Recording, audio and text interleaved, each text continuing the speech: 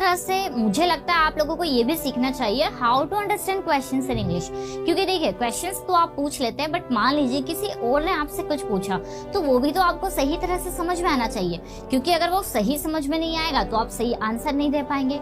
अगर आपने सही तरह से आइडेंटिफाई कर लिया तो आप सही तरह से आंसर भी दे सकते हैं। मतलब ये कि अगर किसी ने आपसे प्रेजेंट में क्वेश्चन पूछा तो आपका आंसर भी प्रेजेंट में रहेगा। अधिकतर केस में ऐसा ही होता है, बहुत रेयर केस ऐसे होते हैं जहां पर प्रेजेंट का आंसर या तो फ्यूचर या पास्ट ऐसे में जाता है, बट अगर बात फ्यूचर की हो रही है, क्वेश्चन फ्यूचर का है, तो आंसर भी फ्यूचर में जाता है। तो यही सारा कंफ्यूजन क्लियर करने के लिए, मतलब how to ask questions in English, इसी के साथ साथ how to understand questions in English, ये दोनों पर कंप्लीट एक वीडियो मैं आप लोगों के लिए लेकर आई हूँ, जिसमें आप ये दोनों ही चीजें सीखने वाले हैं।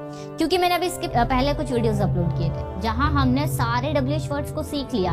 अब हम उनको कितना अच्छे से समझ पाते हैं ये भी देखना जरूरी है। कुल मिलाकर आपका ये टेस्ट भी है, आपको समझना भी और प्रैक्टिस भी करना है। So guys, my name is खुशी और आज के इस वीडियो में हम लोग देखने वाले हैं किसी क्वेश्चंस का हिंदी कैसे करें या फिर किसी से क्वेश्चंस कैसे करें। Let's begin. हमारा फर्स्ट क्वेश्चन गाइस यहाँ पर दिया हुआ है, what is the menu for dinner. अब हम लोग पढ़ चुके हैं WH वर्ड्स, जैसे हम लोगों ने व्हाट पढ़ा है, हुज पढ़ा है, यहाँ पर आप देखेंगे विच हम लोगों ने पढ़ा है, फॉर हाउ लॉन्ग, ये सब कुछ पढ़ चुके हैं। आपने वो वीडियो नहीं देखा तो एक बार आप जरूर देखिएगा। What is the menu for dinner, dinner के लिए क्या मेन्यू है। सिंपल सा क्वेश्चन है। Whose telephone number is this, whose का मीनिंग हमें पता है क्या होता है, किसका, तो यह टेलीफोन नंबर किसका है। उसी तरह से आप इसमें और क्वेश्चंस बना सकते हैं, जैसे हुज पेन इज दिस, यह पेन किसका है। तो हुज के साथ में जो ऑब्जेक्ट है वो आपको साथ में लगाना है। तो whose telephone number is this, यह टेलीफोन नंबर किसका है। Whose watch is this, whose watch is this, यह वॉच किसकी है। हुज लैपटॉप इज दिस, यह लैपटॉप किसका है। नेक्स्ट हमारा क्वेश्चन है, how is the mother doing, आपकी मम्मी कैसी है। यहाँ पर how is the mother doing continuous tense, आप ऐसा ना समझे कि आपकी मम्मी कैसे कर रही है, यहाँ इसका मीनिंग निकलता है कि आपकी मम्मी कैसी है।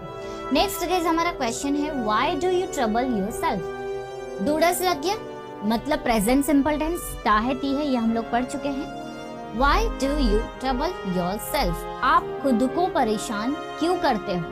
गाइस इसी तरह से आप वाई में और भी क्वेश्चंस बना सकते हैं, जैसे कि why do you speak English, आप इंग्लिश क्यों बोलते हैं। Why do you come here, आप यहाँ क्यों आते हैं। व्हाई डू यू प्रैक्टिस, आप प्रैक्टिस क्यों करते हैं। Why do you sit here, आप यहाँ क्यों बैठते हैं। तो जब भी हमें व्हाई से क्वेश्चंस करने होते हैं हम इस तरह से क्वेश्चंस को कर लेते हैं। हमारा नेक्स्ट क्वेश्चन है, why is the road closed, मतलब रोड बंद क्यों है।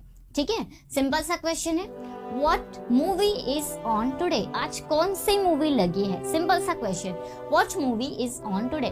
What का हमने मीनिंग देखा था, जिसका मीनिंग क्या भी होता है, कौन सा भी होता है। Why are you so serious, तुम इतने सीरियस क्यों हो। ठीक है, तो why are you so serious, ये यहाँ पर हमारा verb of to be, being of state, इसका क्वेश्चन है। What should I wear in the party tonight, जैसे कि should का यूज हम लोग हमें पता है चाहिए के लिए करते हैं, लेकिन जब आपको किसी से सजेशन चाहिए होता है, एडवाइस चाहिए होती है, आप चाह रहे हैं कि किसी से पूछे कि क्या मैं ऐसा करूं, राइट, तो वहां पर आप शुड का यूज करते हैं। जैसे what should I wear in the party tonight, आज मैं पार्टी में क्या पहनूं। आपको जैसे बोलना हो कि मैं क्या खरीदूं, व्हाट शुड आई बाय, मैं क्या लिखूं, व्हाट शुड आई राइट, मैं क्या पढ़ूं, व्हाट शुड आई टीच। तो आप कुल मिलाकर किसी से एडवाइस चाह रहे हैं कि मुझे क्या करना चाहिए। अगर क्या से शुरुआत होती है तो शुड को आगे कर दीजिए, जैसे शुड आई गो देयर, क्या मैं वहां जाऊं। शुड आई स्पीक इंग्लिश, क्या मैं इंग्लिश बोलूं। इस तरह से where should I contact you, मैं तुमसे कहाँ कॉन्टेक्ट करूं। ओके, मैं तुमसे कहाँ मिलूं, इस तरह से।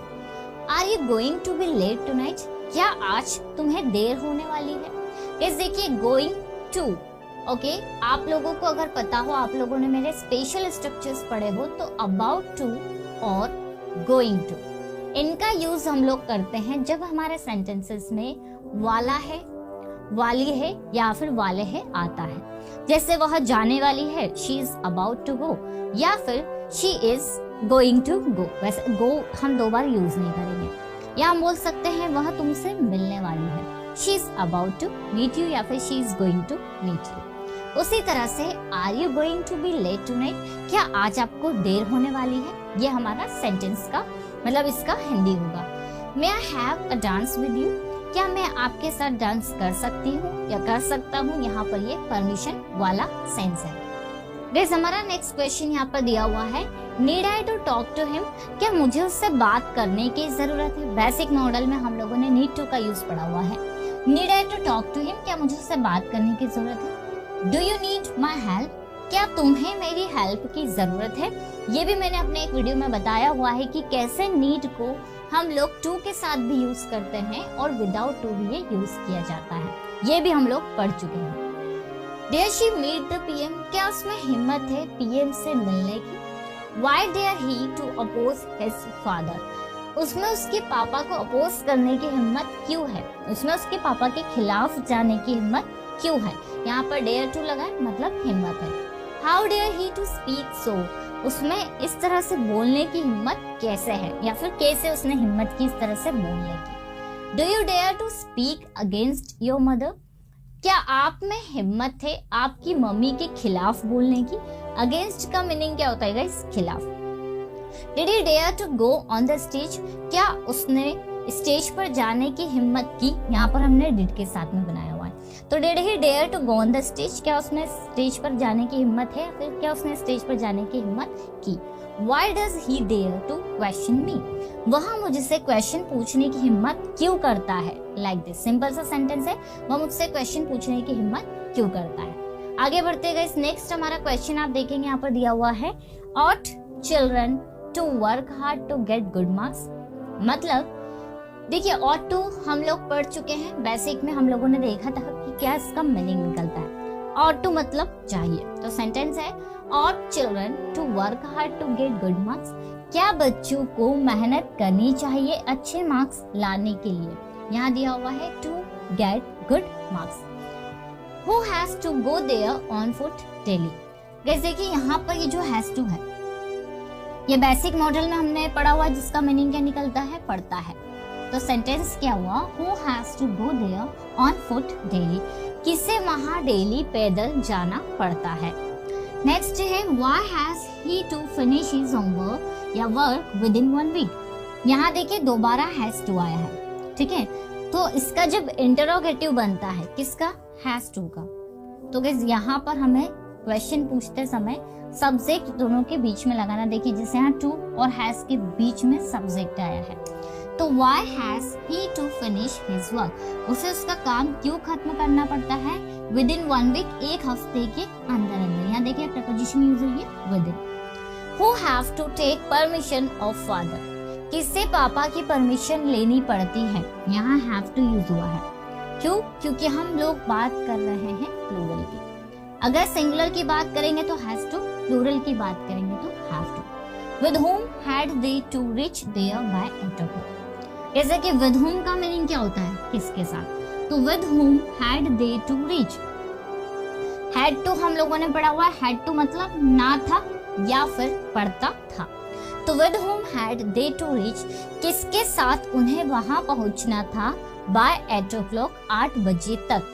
ये जो बाय है इसका मीनिंग होता है तब। ये जितने भी प्रपोजिशन हम लोग यहाँ पर देख रहे हैं ये सारी हम लोग अपने आने वाले वीडियोस में कवर करेंगे, जैसे अगेंस्ट कैसे यूज होगा, विद इन कैसे यूज होगा, बाय का क्या मीनिंग निकलता है या कितने इसके मीनिंग निकलते हैं, सारी चीजें हम लोग पढ़ेंगे। नेक्स्ट है, when had we to wait for a long time, कब हमें वेट करना पड़ता था लंबा समय, ये ज्यादा देर तक हमें कब वेट करना पड़ता था। अगेन हैड टू, और हैड टू का मीनिंग क्या निकलता है, पड़ता था। Will we have to forget all this, देखिए अब यहाँ पर आया will have to, तो ये तीन हम लोगों ने बेसिक मॉडल्स में कवर किए हैं। पहला तो have to जिसका मीनिंग निकलता है पढ़ता है, had to पढ़ता था, and will have to मतलब होता है पढ़ेगा। तो will we have to forget all this, क्या यह सब हमें भूलना पड़ेगा। सो गाइस सिंपल से क्वेश्चन है, लेकिन कभी कभी होता क्या है हम लोग ज्यादा रीड नहीं करते हैं, हम लोग सिर्फ बोलने पर फोकस करते हैं। लेकिन अगर आप चाहते हो कि आपको लिखे हुए क्वेश्चन समझ में आए, कोई आपसे पूछ रहा है वो आपको समझ में आए, तो आपको रीडिंग भी करनी पड़ेगी। इससे क्या होता है आप लोगों को सेंटेंसेस की समझ हो जाती है। कि ये यूज हो रहा है तो इसका ये मीनिंग निकलेगा, या ये हेल्पिंग वर्ब लग रही है तो इसका ये मीनिंग निकलेगा। तो अभी आज का छोटा सा वीडियो एक आप लोगों को थोड़ा सा बताने के लिए था कि कैसे हमें क्वेश्चंस के हिंदी करना है या फिर समझना है। सो गाइस, अगर आपको वीडियो थोड़ी भी अच्छी लगी तो इसे एक लाइक कर दीजिए और सब्सक्राइब जरूर कर ले चैनल को, क्योंकि मैं इस तरह के वीडियोस आप लोगों के लिए लेकर आते रहती हूँ। मिलते हैं